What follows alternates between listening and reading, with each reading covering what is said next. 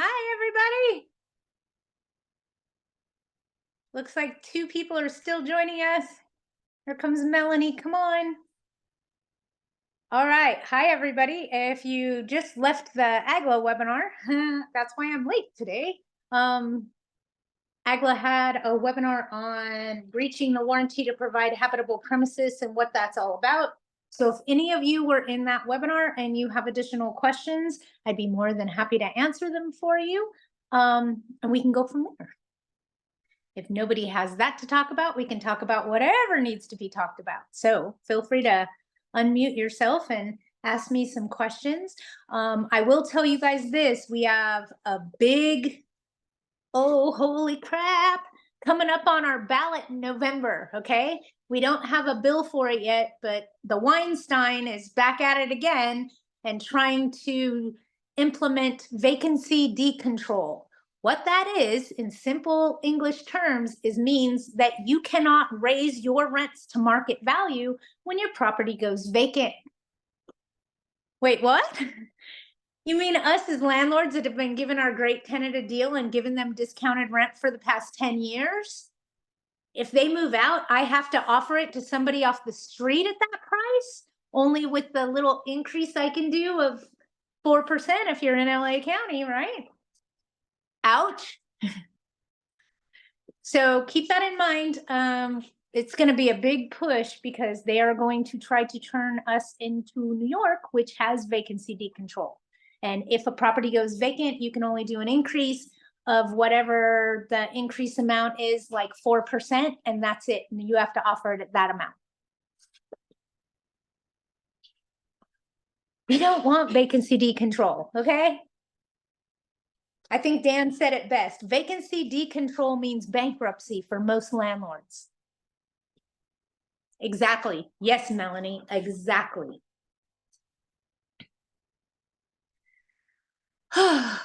Anybody have anything that they want to talk about? I'm trying. I like that. That's the end of California as we know it. Anybody have anything else they want to talk about? They want to address? They have something weird going on with a tenant. You guys are making it easy for me today. Penny, I have a quick question. If you're, you've got two people applying for the same unit, their boyfriend, girlfriend, and they have pets. Do they both fill out pet applications for the same, like they have 3 cats? Do they both fill out 3 applications with their own application, or does one person? How does that work? I got a question. Do you make pets apply too? I'm just asking. Yes. You do? Yes. Okay. They fill out the pet application from the AGLA form. Hey, I got you. So this application asks, and I'm guessing, has this animal bit someone before? Because that's No. what I would want to know. Yeah. So I get it. But if they're living together, then it would just be 3 animals. I don't care if both of them do the pet application or one does all of the pet application. I don't think it matters. Okay, I just want the application to be complete. So I just didn't know. Well, look at it this way. It's a pet application and you're processing it separately. So all animals would go on the pet application, then you're dealing with the boyfriend and the girlfriend. So 3 applications total is my opinion. Okay. Does that make sense? Yeah, but it should actually be 5 because according to the form, it says only 1 per pet application, 1 per animal. Okay, then if that's what the criteria is for the pet application, thank you for telling me, then it would be 5. Yes. Okay. All righty. Thank you very much. Oh, I just realized you guys can see my pants. They don't match. But from here up, I look good, right?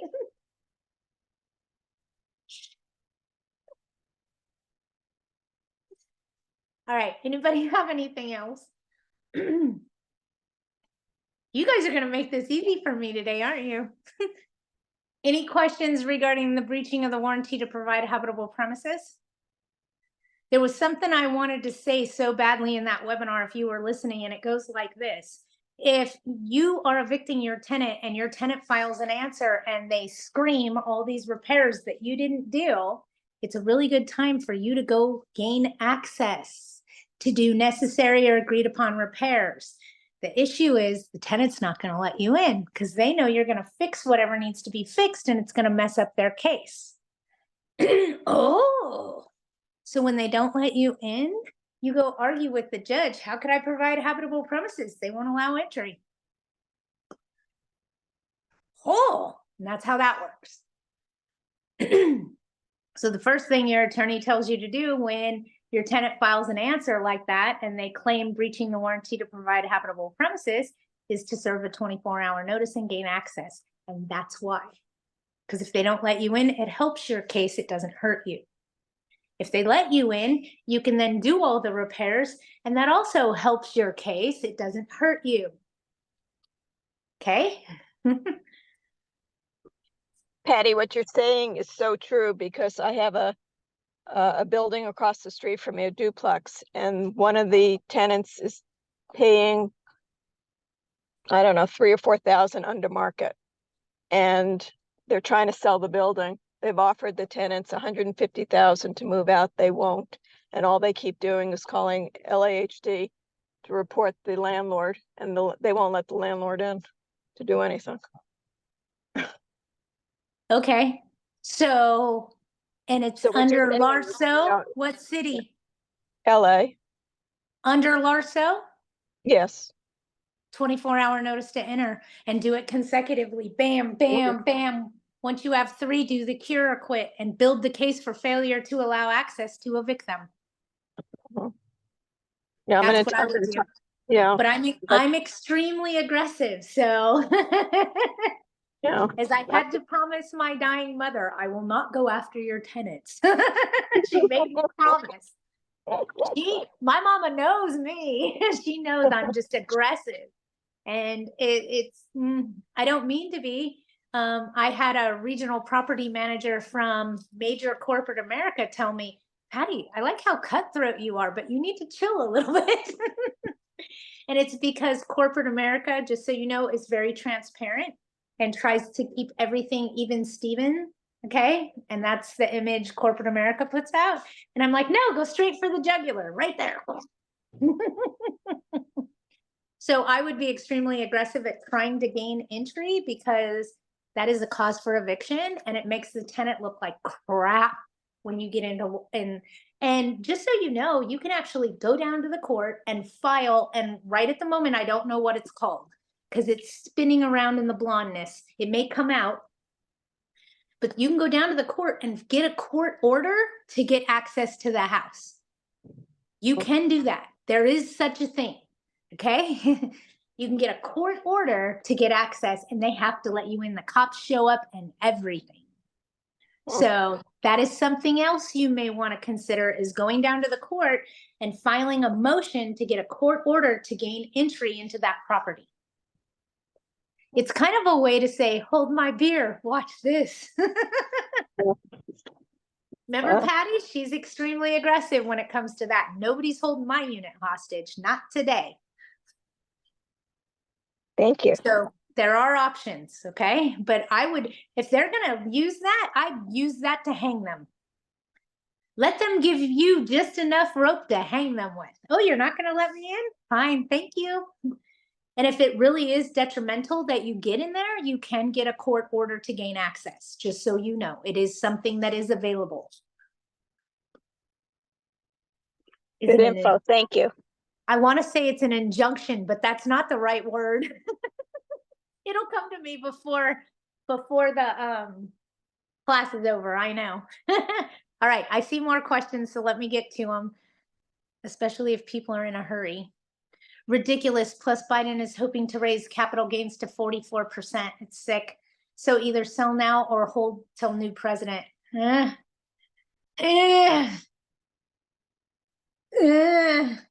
I agree. You're stuck between a rock and a hard place and you got to make a decision and it's hard to decide which way to go. I get it. I get it. Can you do a 3-day pay rent or quit while serving a 90-day to vacate? Yes, you can. How that works is you serve both notices at the same time. If they pay in 3 days, the 3-day is void and the 60 or the 90-day now controls. 90 days for Section 8 tenants. Otherwise, it's a 60-day. Okay? Got it? 60-day. 90 days for Section 8. So you can do a 60-day and a 3-day.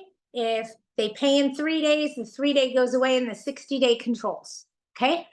In the event they don't pay in 3 days, the 60-day goes away and the 3-day is now what you're evicting them for. If you serve both notices at the same time, usually they don't pay you because they know they have to move out.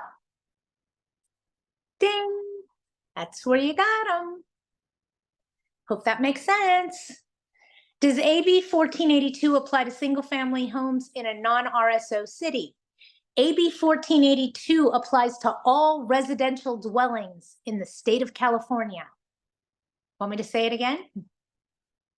AB 1482, also known as the Tenant Protection Act, also known as statewide rent control, applies to all residential dwellings within the state.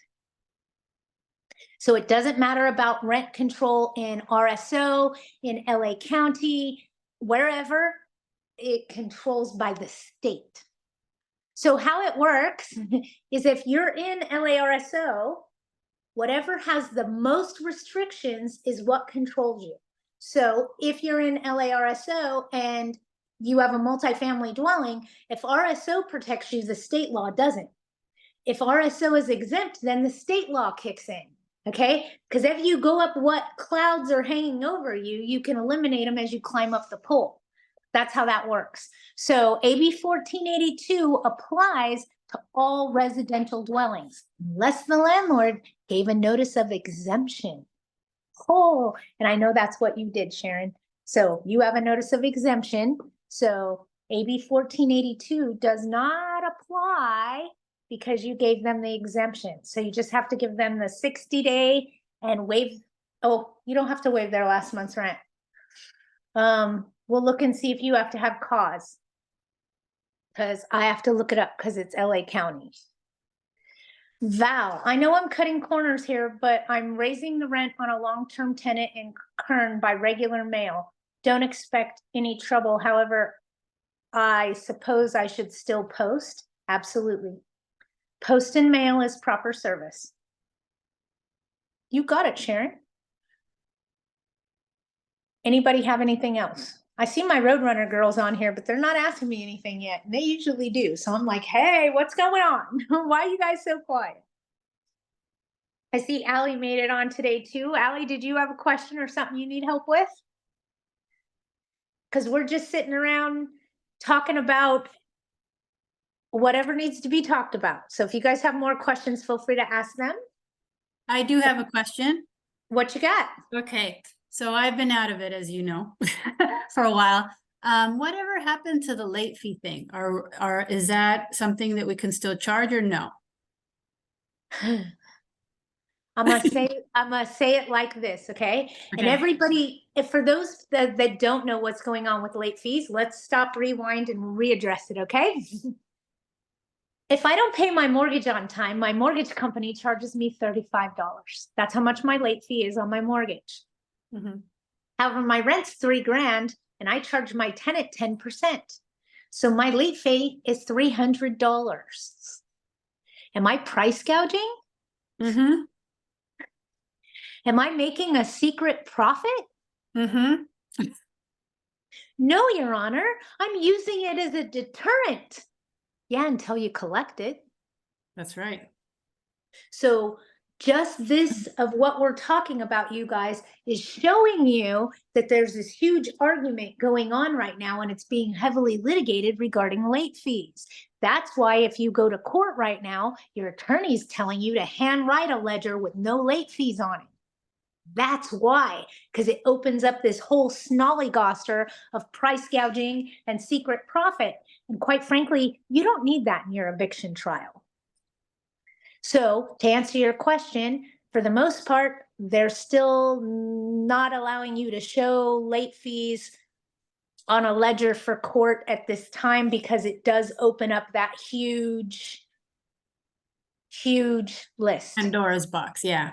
So what happens if you have somebody that's been repeatedly paying the rent late and now one of those crossovers where she didn't pay her rent in March, in the month of March, but she paid it in April, and you're considering hiring a fast evict to evict her, then what would happen with the late fees that we've already charged? Like you said a hand ledger, do a hand ledger. But I see you're there for non-payment of rent. Yes. Okay. So I just do a ledger, and let me give you an example. Okay. My tenant didn't pay April's rent. I served him a 3-day in April, and I'm starting eviction in April. I'm going to provide a handwritten column or ledger for January to date. Okay. Even though my tenants live there for 10 years, I'm not there for what happened 5 years ago. I'm there for what happened in the last 4 months. So I'm giving you 4 months of a ledger. Okay. See how that worked? Yeah. Okay. So that's my next question about fast evict. So let's say I want to make sure, I want to dot all my I's and cross all my T's and make sure that I'm doing everything correctly. And I say to fast evict, I want you guys to serve the 3-day notice. We're going to freak you out because the first thing we're going to ask you for is your rental agreement and all of your rent increase letters. Yeah, I have that. Okay, because we're going to check every single rent increase you did to make sure that you were in compliance with the law when you did it. Because if you weren't, we're going to tell you to undo it, credit the tenant's ledger, and then attack. Okay. Okay. So sometimes your attorney tells you to do things and you're like, why would I do that? Why would I? They've been paying this rent increase for 2 years. Why would I do that? Because when you get into court, they're going to hand you your asset on a platter. Right, right. And your attorney is trying to help you. Remember, right. If you raise rents more than you're supposed to in a state of emergency, it's a $10,000 fine and 6 months in jail. We're diligently trying to make sure you don't end up in an orange jumpsuit. Okay.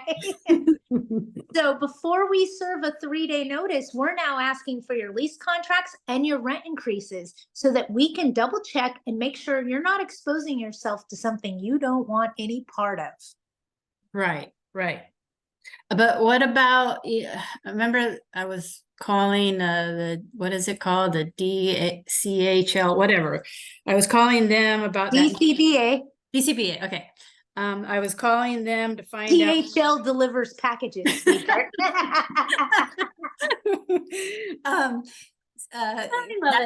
Regarding that note, the notices, okay, if you serve a notice, you have to file it with them and that. So if that is a requirement, does Fast Evict do that for me? Yes, we're a full service attorney owned and operated law firm. So we treat you just the way any other attorney would treat you, making sure that you're in compliance with the city ordinances and such. So with that being said, we go put it in the database, make sure what governs you. We're looking to make sure you didn't do any illegal rent increases. We're making sure you credit them back before you end up in a courtroom where it can be scary. Well, yeah. No, where you could be fined, arrested, any of that. We do diligently try to make sure that we're not exposing you to that at all prior to doing your notice.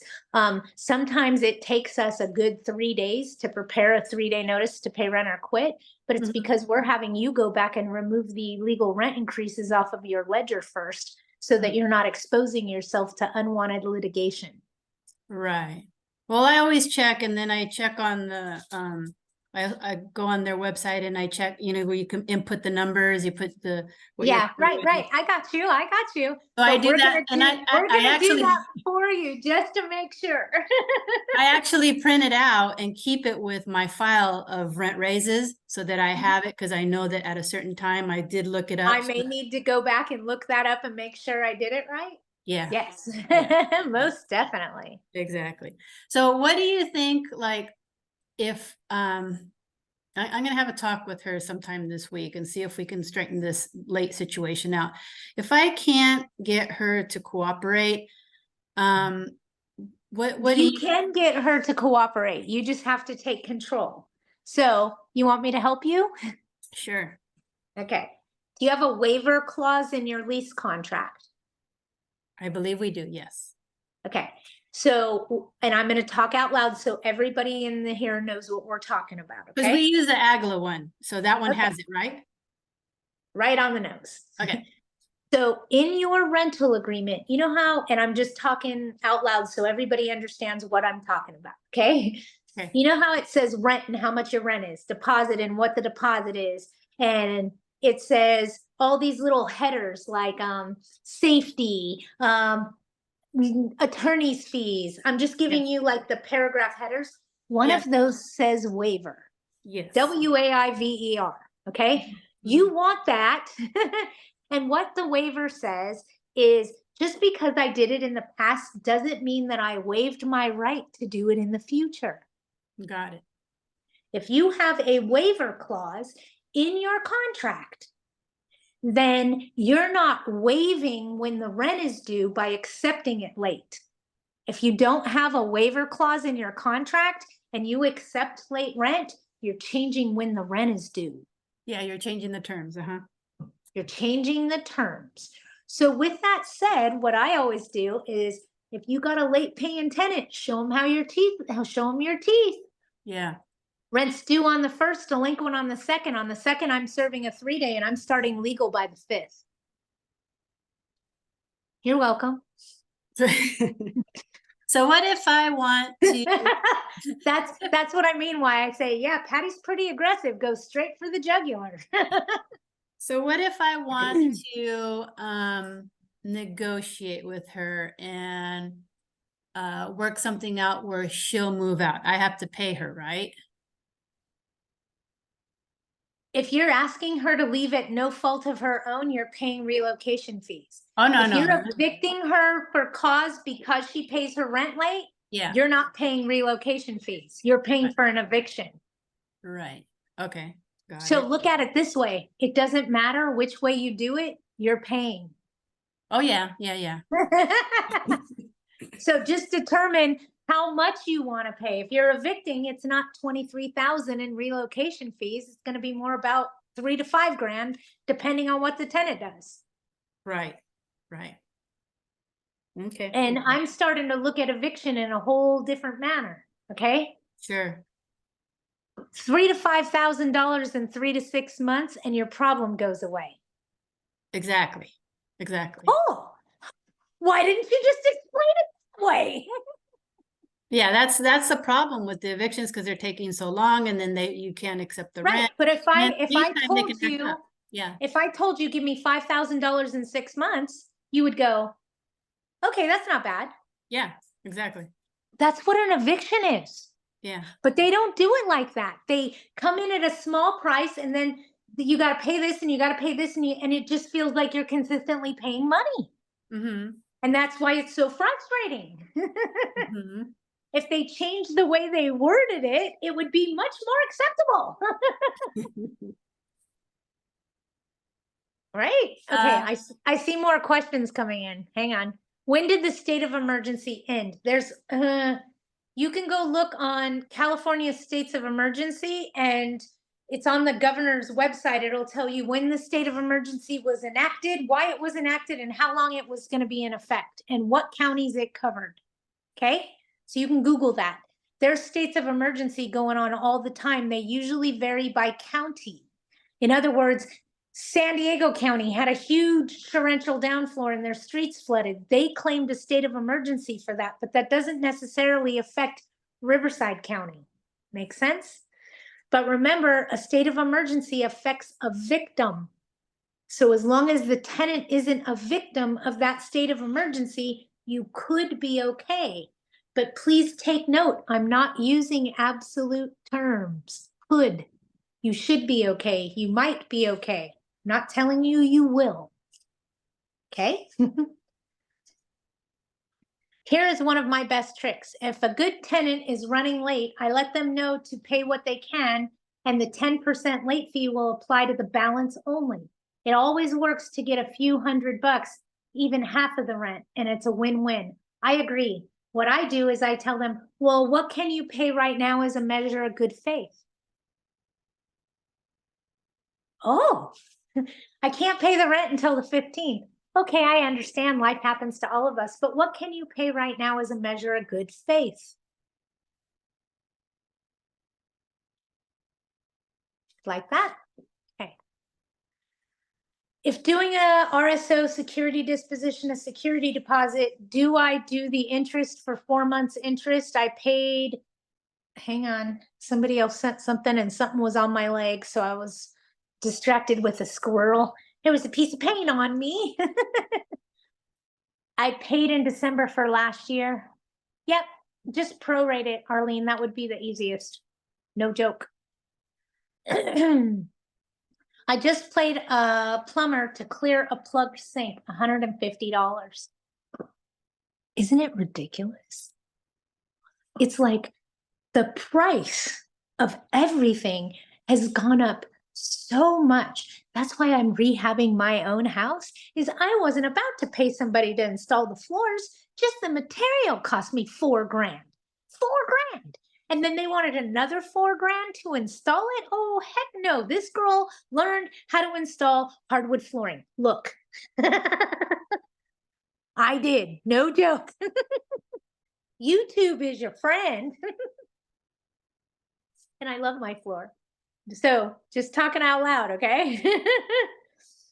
The prices of what people are charging now is ludicrous. Okay, let me go back. Plumber, plugged in sink, $150. I plan to build a tenant. It's clearly their fault, even on the invoice. Toothpaste caps. That's not wear and tear, that's damage. Yep, you win, you got them. I remember you said to give a yearly free pass. No, not on that. That's straight damage. I'd be charging for that. Absolutely, Val. No. No. You want to know the worst thing I ever pulled out of a garbage disposal? A live 22 round. For anybody that doesn't know, they are rim fire. So if they get hit hard on the end, they go off. You think a garbage disposal blade might do that?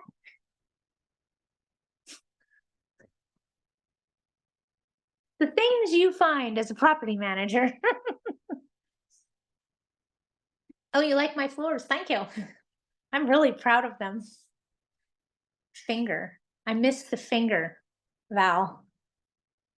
Oh, yeah, no. A finger in the disposal, a 22 round. A live 22 round. And the garbage disposal was jammed up. You know me, I'm gonna stick my hand in there. Stuck my hand in there. I'm like, what is that? I pull it up, it's a 22 round. Wow, those are rim fired. All it needed was a good solid hit in the right spot and it would have discharged the bullet. Patty, I have a question. Yes. Well, you know some of my I know from what? Well, anyway, my tenant, if my tenant has not paid in April, and I have to credit them, once I calculated what I owed them, technically they weren't really due anything for April. So if they begin to pay in May, although I do want them to move, do I have to still take the rent? Did you give them before the third day, if they pay if they pay between the 1 and the 3 day, say for instance, they pay, they're not late, do I have to take their rent? Yes. Okay. You can't serve a tenant a 3-day notice to pay rent or quit and then tell Mhm. them, I'm not accepting your rent, I'm gonna evict you. That's not right. You have to Okay, give no. them the opportunity to remedy, right? Okay, So if they that's fine. remedy and they pay, yeah, you're good. If they don't Okay, pay that's you, fine. I want to tell you, serve a 3-day notice. Serve a 3-day notice on the 2nd. Okay. Okay. All right. Which is what I'll do. And if they pay on, say, the 4th day, that's when I can decide if I don't want to take it or not. If you have a 3-day in place. Hello? Only if you have a Yes, 3-day in place. that's what I mean. If it's Yes, the full that's what I'm amount on the saying. notice, you have to accept it. Okay. All right. Okay? All right. So if I have to accept it, so if I have to accept it, but I decide I still would like for this tenant to move, then I can do my 60-day, right? Correct. And on the 2nd, I Okay. would serve a 60-day and a Thanks. 3-day. Bye-bye. Okay. All right. That's what I need to know. No worries. I'll serve them both the same day. The same day. Okay. Because Thank look you. at it this way, if you're telling them they got to move in 60 days, you think they're going to pay you in 3? Oh, no. Exactly. Exactly. Okay. All right. Anybody have anything else?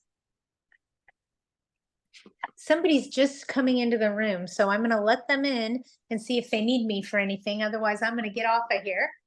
And you guys all have a great day. And if you need me, you know how to find me. And if you are available on May the 15th, I would love to see you at Pasadena. Bring me lunch. Thank you. It's going to be a long day. Bring me lunch. Mhm. All right. Bye, everybody. You guys have a great week. If you need anything, let me Bye-bye. know. Bye. Bye.